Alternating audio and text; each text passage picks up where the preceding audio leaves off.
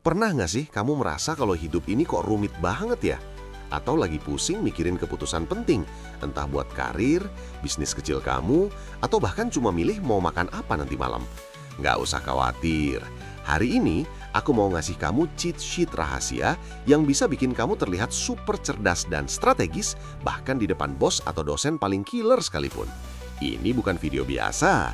Ini adalah pintu gerbang kamu menuju cara berpikir yang lebih terstruktur dan hasilnya lebih jos. Kamu mungkin mikir, berpikir strategis itu kan cuma buat CEO perusahaan gede atau jenderal perang. Eits, salah besar. Berpikir strategis itu penting banget buat siapa aja, termasuk kamu. Mau naik jabatan? Butuh skill ini. Mau bisnis kamu makin maju? Wajib punya ini. Mau bikin rencana liburan yang anti gagal? Bahkan itu pun butuh strategi loh. Intinya, skill ini tuh kayak super power yang bisa kamu pakai buat ngadepin berbagai tantangan hidup sehari-hari, dari yang sepele sampai yang paling gede.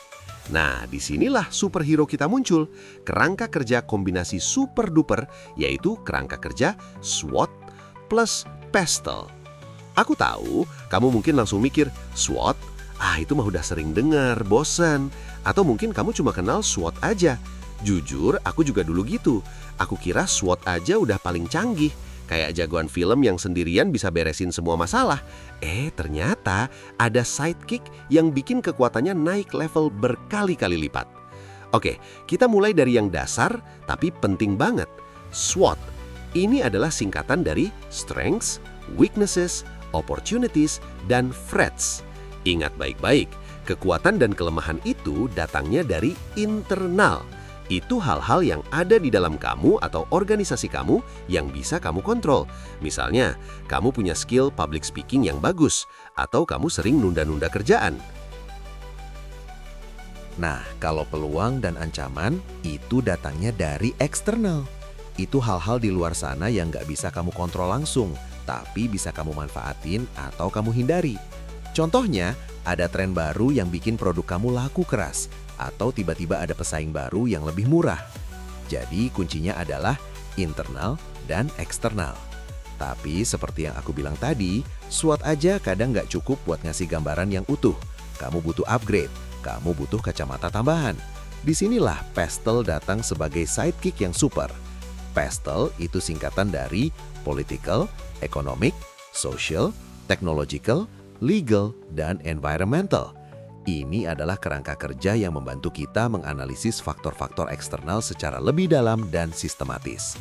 Coba bayangin kamu punya bisnis kafe kecil. Kamu udah analisis SWOT kamu, kopinya enak, lokasi agak terpencil, banyak mahasiswa sekitar, dan persaingan ketat. Oke, bagus.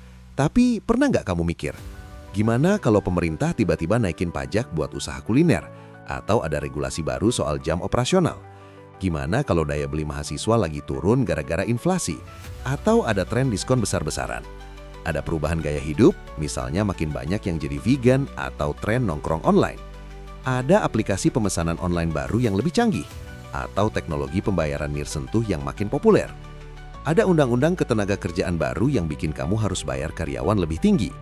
Gimana kalau ada kampanye besar-besaran tentang pengurangan sampah plastik dan kamu belum siap? Dengan PESTEL, kamu jadi bisa melihat gambaran yang lebih lengkap dan holistik. Kamu nggak cuma fokus pada internal kamu atau peluang ancaman yang kelihatan di permukaan aja.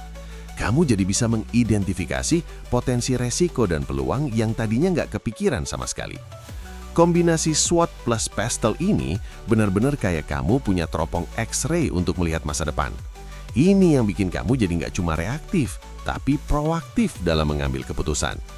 Penasaran gimana cara pakai kombinasi ini secara praktis dan studi kasus nyata? Jangan kemana-mana, kita bakal bedah lebih dalam lagi di bagian berikutnya. Ini bakal jadi lebih seru lagi, jadi siap-siap. Pernah nggak sih kamu ngerasa karir kamu itu stagnan? Stuck di situ-situ aja? Atau mungkin kamu ngerasa kayak, aku ini nggak pantas deh buat naik level, nggak cukup bagus. Padahal kamu tahu kamu punya skill, udah kerja keras dan sebenarnya kompeten. Nah, kalau iya, kamu nggak sendirian. Dan percayalah, ini bukan karena kamu kurang bakat, bukan karena kamu kurang skill atau kurang kerja keras. Jangan salah. Yang sering kali bikin kita begini itu justru otak kamu sendiri yang lagi ngerjain kamu. Tahu nggak sih, otak kita itu sebenarnya dirancang untuk menciptakan ilusi ketidaklayakan ini loh. Iya, kedengarannya aneh dan mungkin bikin kamu mikir, kok bisa gitu? Tapi ini ada penjelasan ilmiahnya, dan ini bukan cuma perasaan kamu doang. Jadi, ini bukan berarti kamu punya sifat buruk, kamu emang gak kompeten atau kamu pemalas. Sama sekali bukan.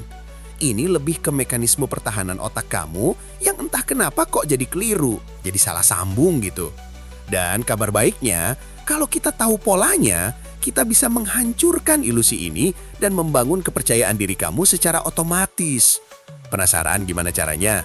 Sini aku bisikin. Jadi, dengerin baik-baik ya. Kamu itu bukan penipu. Kamu itu bukan pura-pura sukses. Kamu itu bukan pura-pura kompeten. Kamu itu adalah seorang pahlawan yang lagi lupa aja sama kekuatannya sendiri. Kayak superhero yang lagi amnesia gitu. Dia punya kekuatan super, tapi lagi nggak ingat aja. Nah, apa sih sebenarnya yang bikin kita jadi ngerasa kayak gitu? Ini ada namanya loh. Ini bukan kutukan, bukan juga kamu kena pelet, apalagi kamu emang gak bisa apa-apa. Ini namanya imposter syndrome. Yup, imposter syndrome. Ini bukan penyakit, apalagi bawaan lahir. Ini cuma semacam mekanisme psikologis yang kadang kocaknya malah bikin kita jadi ragu sama diri sendiri. Padahal kita kapabel banget. Intinya, itu otak kamu lagi ngirim sinyal bahaya yang salah. Seolah-olah kamu itu lagi nyamar jadi seseorang yang bukan kamu. Tapi jangan khawatir, karena ini cuma mekanisme. Artinya, dia punya tombol on-off. Dan kalau tombolnya udah ketemu, kita bisa kendaliin dia. Kita bisa taklukkan dia. Aku janji, aku bakal tunjukin ilmunya ke kamu. Gimana caranya ngehack otak kamu sendiri supaya kamu nggak lagi merasa kayak gini. Siap buat jadi pahlawan yang udah ingat kekuatannya sendiri? Lanjut.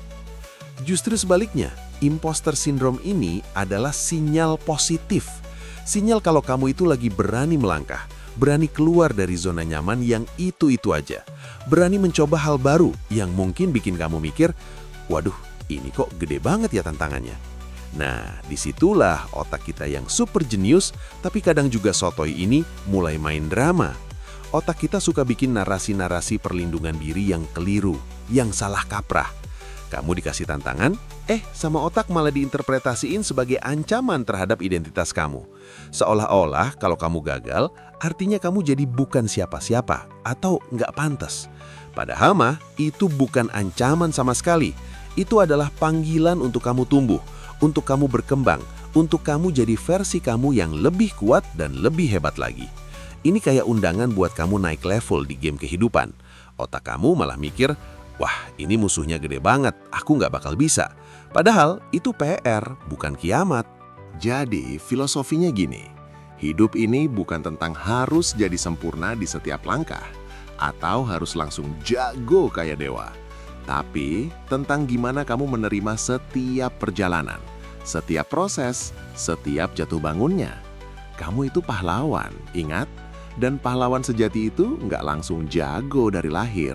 Dia juga punya mentor, dia juga jatuh bangun.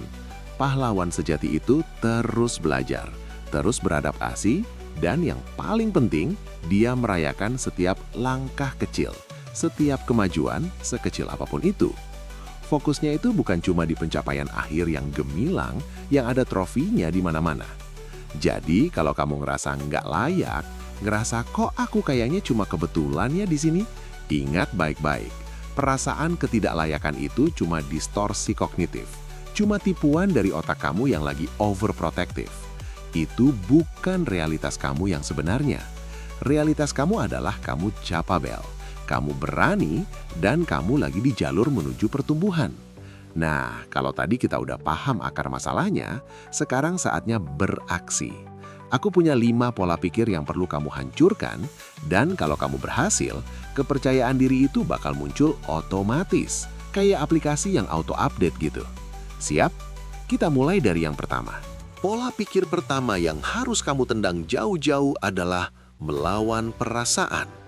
Kebanyakan dari kita kalau ngerasa nggak enak, langsung bilang, nggak boleh nih, aku nggak mau ngerasain ini.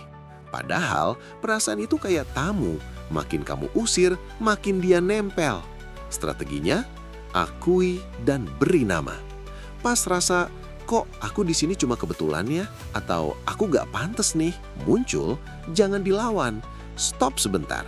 Tarik napas, lalu bilang ke diri sendiri, pelan-pelan tapi jelas. Oh, ini toh yang namanya imposter syndrome. Ini bukan aku yang sebenarnya, ini cuma perasaan. Dengan memberi nama, kamu itu kayak ngasih label ke botol racun.